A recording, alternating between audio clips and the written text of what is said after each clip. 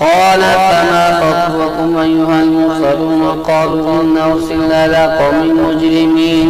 لنرسل عليهم حجارة من طين مسومة عند ربك للمسرفين فأخرجنا من كان فيها من المؤمنين فما وجدنا فيها غير بيت من المسلمين وتركنا فيها آية للذين يخافون العذاب الأليم. وفي موسى إذ أرسلناه إلى فرعون بسلطان مبين فتولى بركنه وقال ساحر أو مجنون فأخذناه وجنوده فنبذناهم في اليم وهم مليم. وفي عاد إذ أرسلنا عليهم الريح العقيم ما تذر من شيء أتت عليه إلا جعله كالرميم. وفي ثمود إذ قيل لهم تمتعوا حتى حين فعتوا عن أمر ربهم فأخذتهم الصاعقة وهم ينظرون فما استطاعوا من قيام وما كانوا منتصرين. وقوم نوح من قبل إنهم كانوا قوما فاسقين. والسماء بنيناها بأيد وإنا لموسعون والأرض فرشناها فنعم الماهدون. ومن كل شيء خلقنا زوجين لعلكم تذكرون ففروا إلى الله إني لكم منه نذير مبين ولا تجعلوا مع الله إلها آخر إني لكم منه نذير مبين. كذلك ما أتى الذين من قبلهم من رسول إلا قالوا ساحر أو مجنون أتواصوا به بل هم قوم طاغون فتول عنهم فما أنت بملوم وذكر فإن الذكرى تنفع المؤمنين. وما خلقت الجن والإنس إلا ليعبدون ما أريد منهم من رزق وما أريد أن يطعمون إن الله هو الرزاق ذو القوة المتين. فإن للذين ظلموا ذنوبا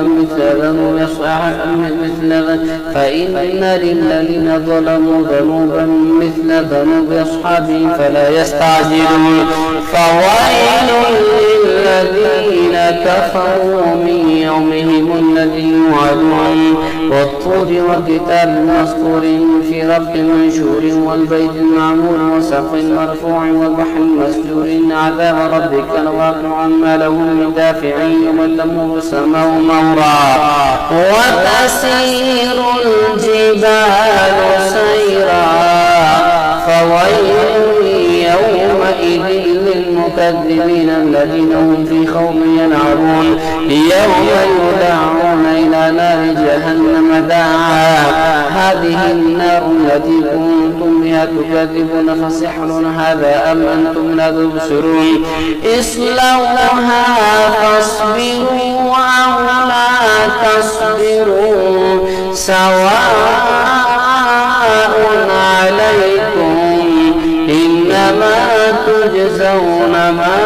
كنتم تعملون. إن المتقين في جنات ونعيم فاكهين بما آتاهم ربهم ووقاهم ربهم عذاب الجحيم. كلوا واشربوا هنيئا بما كنتم تعملون متكئين على سرر مصفوفة وزوجناهم بحور عين. والذين آمنوا واتبعتهم ذريتهم بإيمان ألحقنا بهم ذريتهم وما ألتناهم من عملهم من شيء كل امرئ بما كسب رهين. وامددناهم بفاكهة ولحم مما يشتهون يتنازعون فيها كأسا لا لغو فيها ولا تأثيم. ويطوف عليهم غلمان لهم كأنهم لؤلؤ مكنون. وأقبل بعضهم على بعض يتساءلون قال قائل منهم إليك قريب. وأقبل بعضهم على بعض يتساءلون قالوا إنا كنا قبل في أهلنا مشفقين فمن الله علينا ووقانا عذاب السموم إنا كنا من قبل ندعوه إنه هو البر الرحيم. فذكر فما أنت بنعمة ربك بكامل ولا مجنون أم يقولون شاعر نتربص به ريب المنون قل تربصوا فإني معكم من المتربصين أم تأمرهم أحلامهم بهذا أم هم قوم طاغون أم يقولون تقوله بل لا يؤمنون فليأتوا بحديث مثله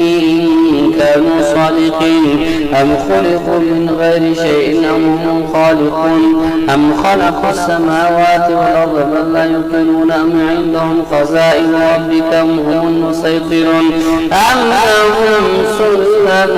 يستمعون فيه فليأت المستمعهم بسلطان مبين أم له البنات ولكم البنون أم تسألهم أجرا فهم من مغرم مثقلون أم عندهم الغيب فهم يكتبون أم يريدون كيدا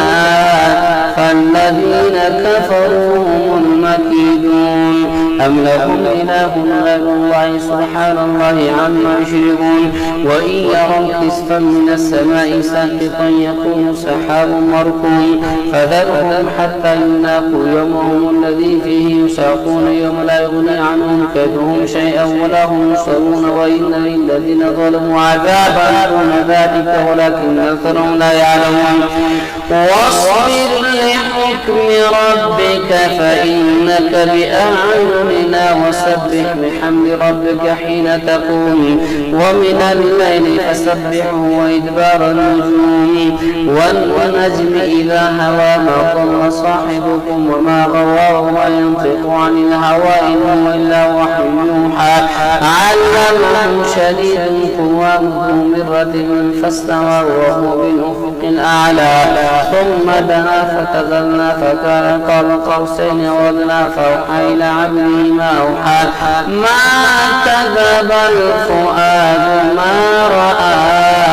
أفتمارونه على ما يرى ولقد رآه نزلة أخرى عند سدرة المنتهى عندها جنة المأوى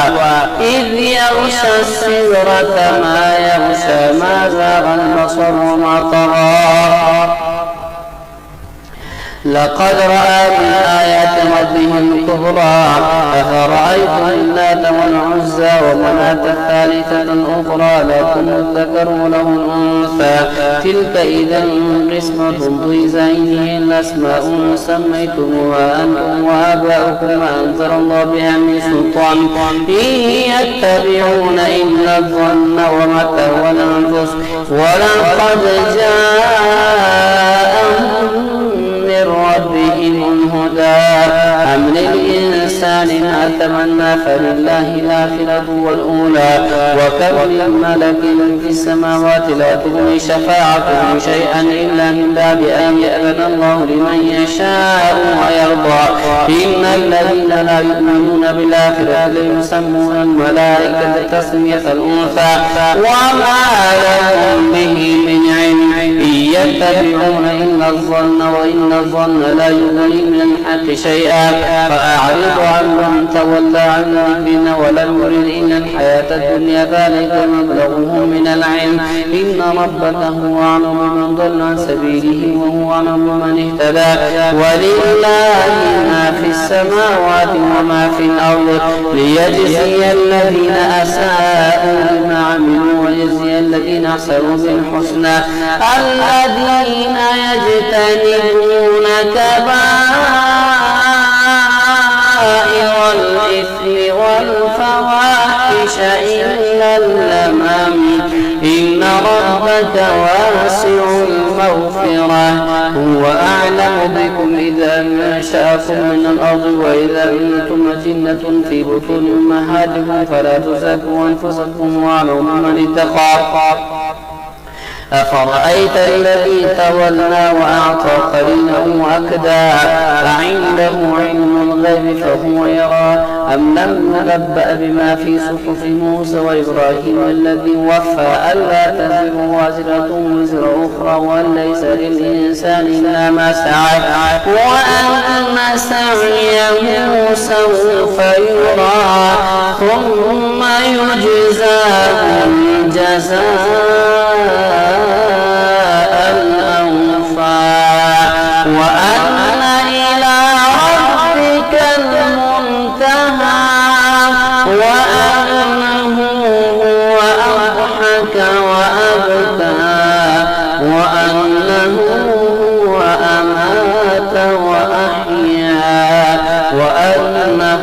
خلق الزوجين الذكر والأنثى من نطفة إذا تمنى وأن عليه النشأة الأخرى وأنه هو أغنى وأقنى وأنه هو رب الشعرى وأنه أهلك عادا الأولى وثمود فما أبقى وقوم نوح من قبل إنهم كانوا هم أظلم وأطغى والمؤتفكة أهوى فغشاها ما غشى فبأي آلاء ربك تتمارى هذا نذير من النذر الأولى أزفت الآزفة ليس لها من دون الله كاشفة أفمن هذا الحديث تعجبون وتضحكون ولا تبكون وأنتم سامدون فاسجدوا لله واعبدوا اقتربت الساعة وانشق القمر وإن يروا آية يردون يقول سحر مستمر وكذبوا واتبعوا أهواءهم وكل أمر مستقيم ولقد جاءهم من الأنباء ما فيه مزدجر حكمة بالغة فما تغني النذر فتول عنهم يوم يدعو الداعي إلى شيء نكر خشعا أبصارهم يخرجون من الأجداث كأنهم جراد منتشر مهطعين إلى الداعي يقول الكافرون هذا يوم عسير كذبت قبلهم قوم نوح فكذبوا عبدنا وقالوا مجنون وازدجر فدعا ربه أني مغلوب فانتصر ففتحنا أبواب السماء بماء منهمر وفجرنا الأرض عيونا فالتقى الماء على أمر قد قدر وحملناه على ذات الواح ودسر تجري بأعيننا جزاء لمن كان كفر وقد تركناها آية فهل من مدكر فكيف كان عذابي ونذر ولقد يسرنا القرآن للذكر فهل من مدكر كذبت عاد فكيف كان عذابي ونذر إنا أرسلنا عليهم ريحا صرصرا في يوم نحس مستمر تنزع الناس كأنهم أعجاز نخل منقعر فكيف كان عذابي ونذر ولقد يسرنا القرآن للذكر فهل من مدكر كذبت ثمود بالنذر فقالوا أبشرا منا واحدا نتبعه إن إذا لفي ضلال وسعور ألقي الذكر عليه من بيننا بل هو كذاب نشير سيعلمون غدا من الكذاب النشير إنا مرسل الناقة فتنة لهم فارتقبوا والصبر ونبئهم أن الماء قسمة بينهم كل شرب محتضر فنادوا صاحبهم فتعاقوا فعقر فكيف كان عذابي ونذر إنا أرسلنا عليهم صيحة واحدة فكانوا كهشيم المحتضر ولقد يسرنا القرآن للذكر للذكر فهل من مدكر كذبت قوم لوط بالنذر إنا أرسلنا عليهم حاصبا إلا آل لوط نجيناهم بسحر نعمة من عندنا كذلك نجزي من شكر ولقد أنذرهم بطشتنا فتمارى بالنذر ولقد راودوه عن ضيفه فطمسنا أعينهم فذوقوا عذاب النذر ولقد صبحهم بكرة عذاب مستقيم فذوقوا عذاب ونذر ولقد يسرنا القرآن للذكر فهل من مدكر ولقد جاء آل فرعون النذر كذبوا بآياتنا كلها فأخذناهم أخذ عزيز مقتدر أكفاركم خير من أولئكم أم لكم براءة في الزبر أم يقولون نحن جميع منتصر أم يقولون نحن جميع منتصر سيهزم الجمع ويولون الدبر بل الساعة موعدهم والساعة أدهى وأمر إن المجرمين في ضلال وسعور يوم يسحبون في النار على وجوههم ذوقوا مس سقر إنا كل شيء خلقناه بقدر وما أمرنا إلا واحدة كلمح بالبصر ولقد أهلكنا أشياعكم فهل من مدكر وكل شيء فعلوه في الزبر وكل صغير وكبير مستقر إن المتقين في جنات ونهر في مقعد صدق عند مليك مقتدر الله أكبر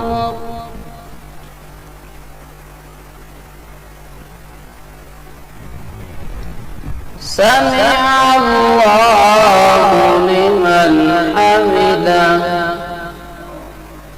الله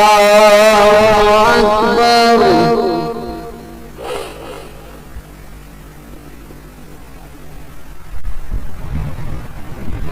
الله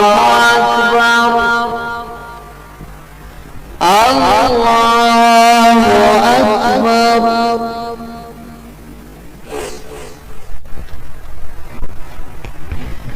الله أكبر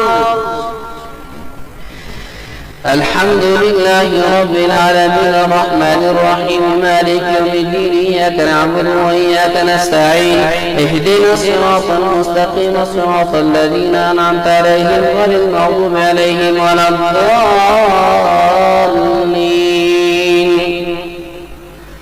الرحمن علم القرآن خلق الإنسان علمه البيان الشمس والقمر بحسبان والنجم والشجر يسجدان والسماء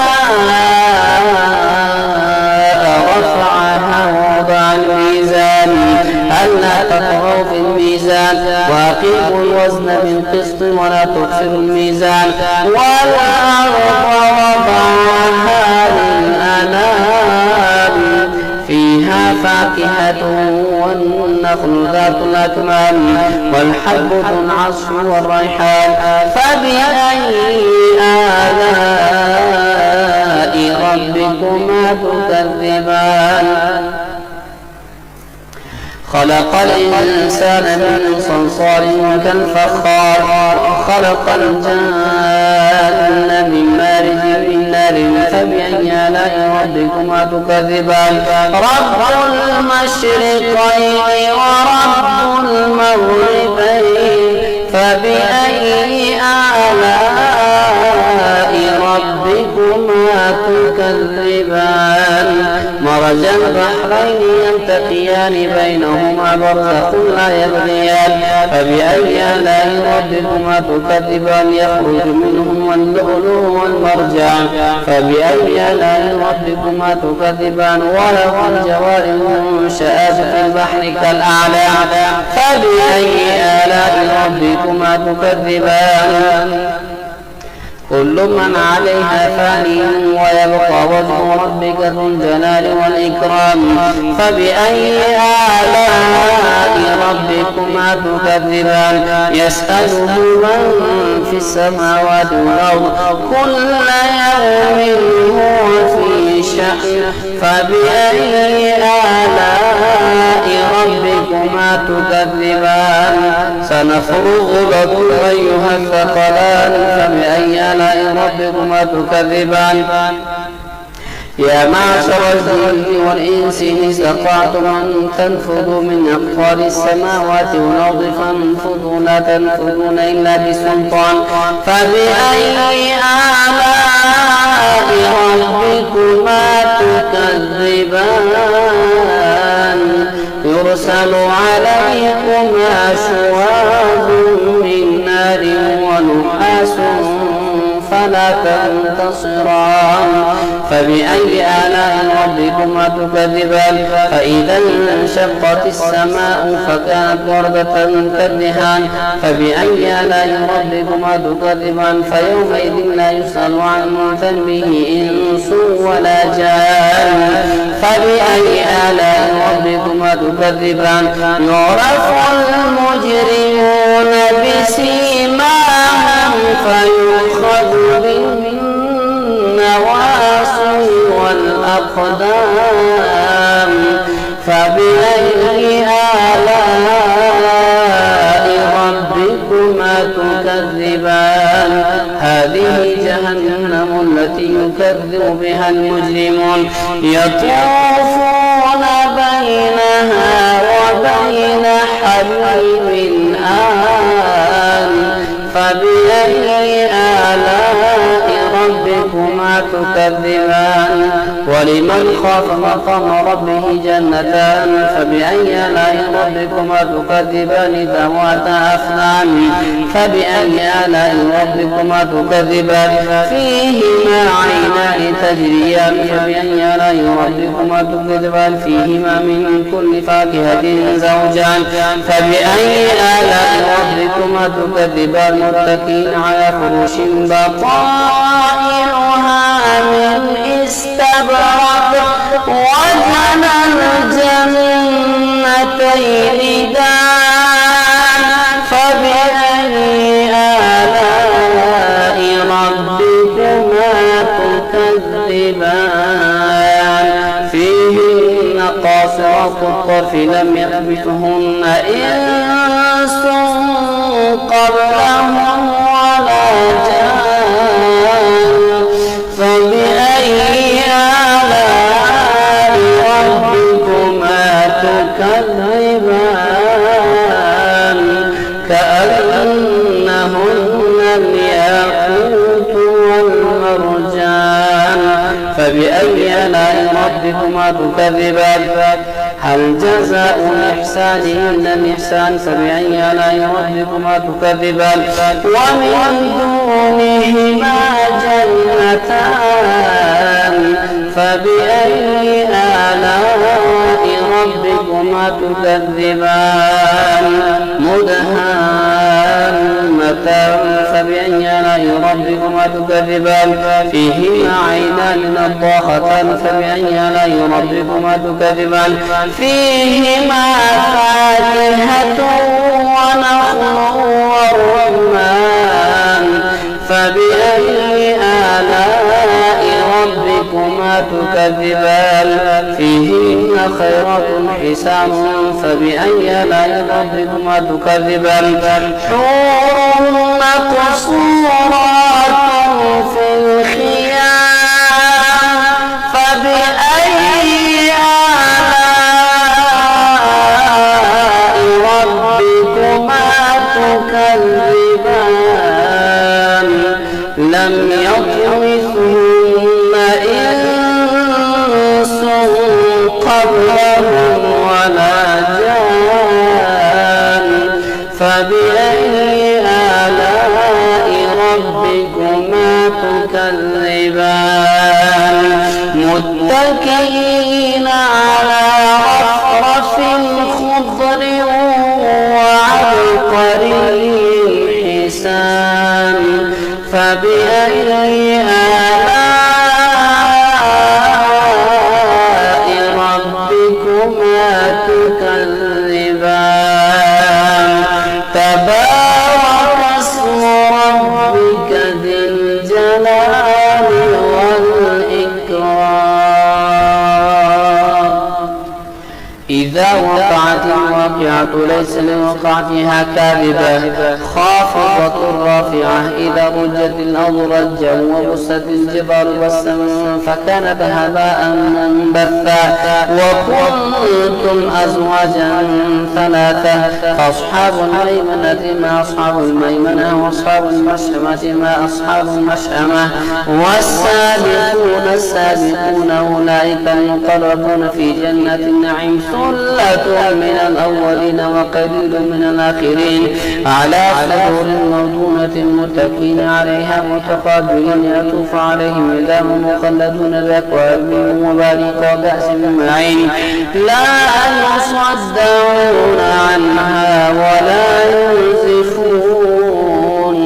وفاكهة مما يتخيرون ولحم الطير مما يشتهون وحور نعيم كأمثال اللؤلؤ المكنون جزاء بما كانوا يعملون لا يسمعون فيها لغوا ولا تأثيما إلا قيلا سلاما سلاما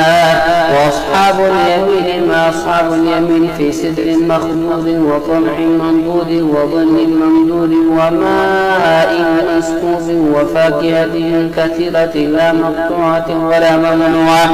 وفرش مرفوعة إنا أنشأناهن إنشاء فجعلناهن أبكارا عربا أترابا لأصحاب اليمين ثلة من الأولين وثلة من الآخرين وأصحاب الشمال ما أصحاب الشمال في سموم وحميم وظل من يحموم لا بارد ولا كريم إنهم كانوا قبل ذلك مترفين وكانوا يصرون على الحنث العظيم وكانوا يقولون أئذا متنا وكنا ترابا وعظاما أئنا لمبعوثون أوآباؤنا الأولون قل إن الأولين والآخرين لمجموعون إلى ميقات يوم معلوم ثم إنكم أيها الضالون المكذبون لآكلون من شجر زقوم فمالئون منها البطون فشاربون عليه من الحميم فشاربون شرب الهيم هذا نزلهم يوم الدين نحن خلقناكم فلولا تصدقون فرأيتم ما تمنون أنتم تخلقونه ونحن خالقون نحن قدرنا بينكم الموت وما نحن بمسبوقين على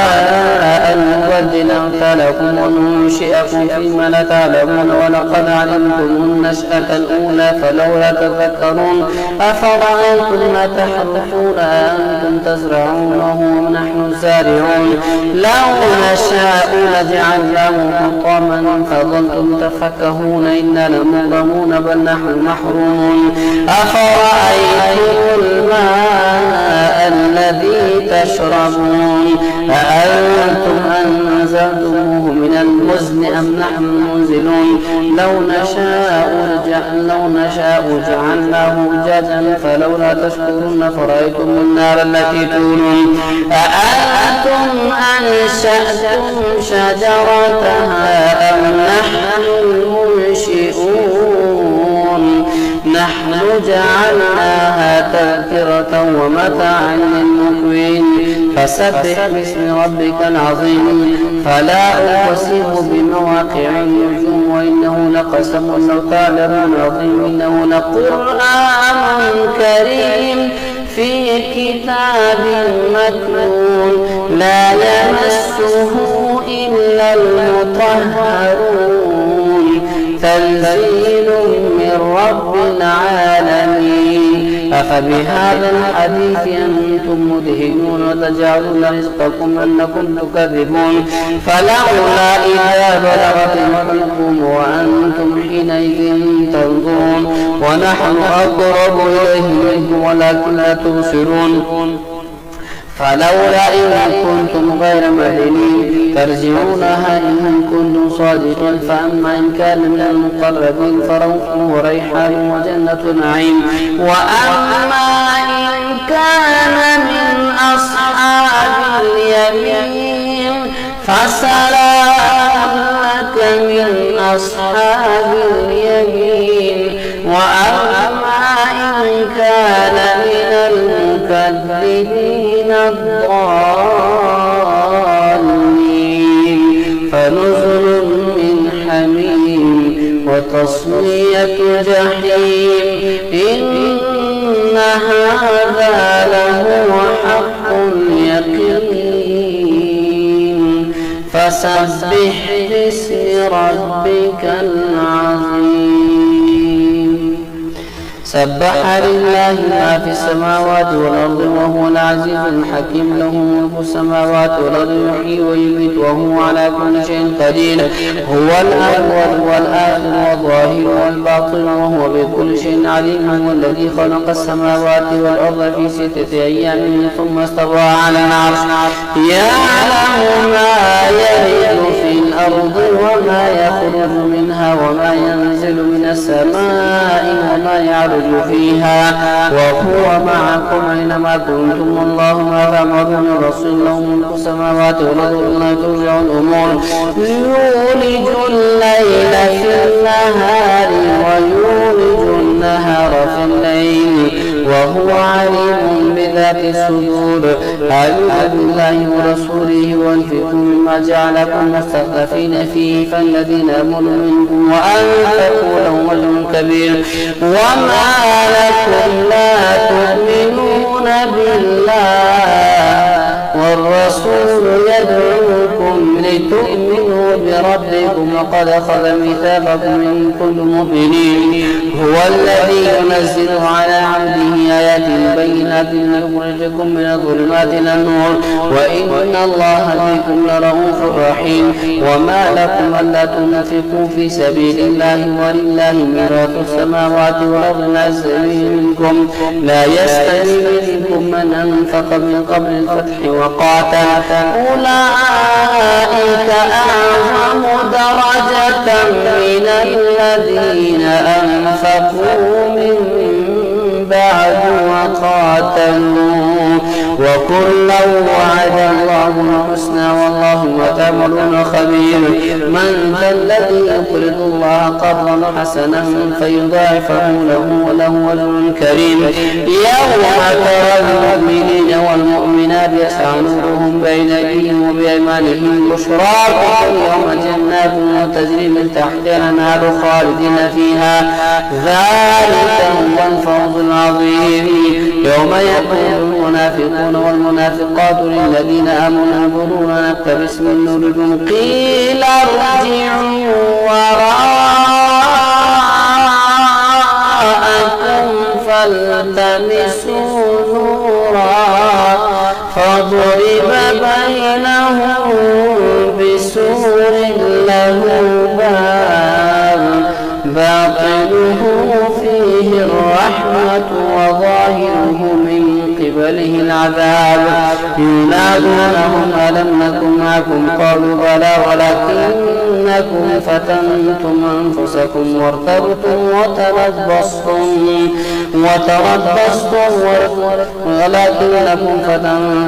ولكنكم فتنتم أنفسكم وتربصتم وارتبتم وغرتكم الأماني حتى جاء أمر الله وغرتكم بالله الغرور. فاليوم لا يؤخذ منكم فدية ولا من الذين كفروا، مأواكم النار هي مولاكم وبئس المصير. ألم يأن للذين آمنوا أن تخشع قلوبهم لذكر الله وما نزل من الحق ولا يكونوا كالذين أوتوا الكتاب من قبل فطال عليهم الأمر فقست قلوبهم وكثير منهم فاسقون. اعلموا أن الله يحيي الأرض بعد موتها قد بينا لكم الآيات لعلكم تعقلون. إن المصدقين والمصدقات وأقرضوا الله قرضا حسنا يضاعف لهم ولهم أجر كبير والذين آمنوا بالله ولهم أجر كبير والذين آمنوا بالله ورسوله أولئك هم الصديقون والشهداء عند ربهم لهم أجرهم ونورهم والذين لهم أجرهم ونورهم والذين كفروا لهم أجرهم ونورهم والذين آمنوا وعملوا الصالحات لهم مغفرة ورزق كريم. لهم أجرهم ونورهم والذين كفروا وكذبوا بآياتنا أولئك أصحاب الجحيم. اعلموا أنما الحياة الدنيا لعب ولهو وزينة وتفاخر بينكم وتكاثر في الأموال والأولاد كمثل غيث أعجب الكفار نباته ثم يهيج فتراه مصفرا ثم يكون حطاما وفي الآخرة عذاب شديد ومغفرة من الله ورضوان وما الحياة الدنيا إلا متاع الغرور. سابقوا إلى مغفرة من ربكم وجنة عرضها كعرض السماء والأرض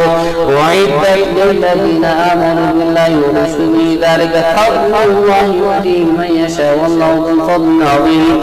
ما أصاب من مصيبة في الأرض ولا في أنفسكم إلا في كتاب من قبل أن نبرأها إن ذلك على الله يسير لكي لا تأسوا على ما فاتكم ولا تفرحوا بما آتاكم الله لا يحب كل مختال فخور. الذين يبخلون ويأمرون الناس بالبخل ومن يتولى فإن الله هو الغني الحميد. لقد أرسلنا رسلنا بالبينات وأنزلنا معهم الكتاب والميزان يقوم الناس بالقسط وأنزلنا الحديد فيه بأس شديد ومنافع للناس وليعلم الله من ينصره ورسله بالغيب إن الله قوي عزيز. ولقد أرسلنا نوحا وإبراهيم وجعلنا في ذريتهما النبوة والكتاب فمنهم مهتد وكثير منهم فاسقون. ثم قفينا على آثارهم برسلنا وقفينا بعيسى ابن مريم وآتيناه الإنجيل وجعلنا في قلوب الذين اتبعوه رأفة ورحمة ورهبانية ابتدعوها ما كتبناها عليهم إلا ابتغاء رضوان الله فما رعوها حق رعايتها فآتينا الذين آمنوا منهم أجرهم وكثير منهم فاسقون. يا أيها الذين آمنوا اتقوا الله وآمنوا برسوله يؤتكم كفلين من رحمته ويجعل لكم نورا تمشون به ويغفر لكم والله غفور رحيم. لئلا يعلم أهل الكتاب ألا يقدرون على شيء من فضل الله وأن الفضل بيد الله يؤتيه من يشاء والله ذو الفضل